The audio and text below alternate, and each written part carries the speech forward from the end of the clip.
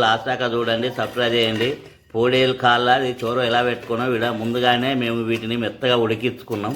ఇప్పుడు దీన్ని పోసుకోవాలి. ఇప్పుడు మొత్తం మెత్తగా ఉడికినాయి. స్టవ్ అంటు పెట్టినాం, స్టవ్ పైన మట్టి కంచు పెట్టినాం. అందులో 2 చెంచాల నువ్వుల నూనె పోసుకుంటున్నాం. కళ్యామాకు వేసుకోవాలి, పచ్చిమిరపకాయలు వేసుకోవాలి, పచ్చి ఉల్లాకు ఇలా కలుపుకోవాలి. పుదీనా, మెంతి, 1 చెంచాడు పసుపు, 1/2 చెంచాడు ఇంగు, 2 చెంచాలు అల్లం వెల్లిపాయ, కొత్తిమీర, 3 చెంచాల కారపొడి వేసుకోవాలి. ఉడకబెట్టిన కాళ్ళు షోర్వా ఇందులో పోసుకోవాలి.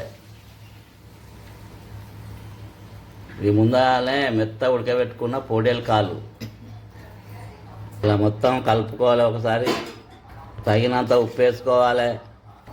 మళ్ళీ 20 నిమిషాలు ఉడికించుకోవాలి. ఇప్పుడు పోడేలు కాళ్ళు ఉడుకుతున్నాయి, దీన్ని మధ్య మధ్యన కలబెట్టుకోవాలి.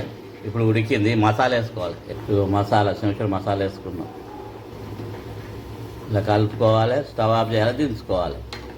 కాళ్ళ చోర్వా రెడీ అయింది, గుమగుమలాడుతుంది. వేడివేడి అన్నంతో కానీ, చపాతీతో కానీ, రొట్టెతోటి కానీ తినచ్చు. ఇది చాలా రుచిగా ఉంటుంది.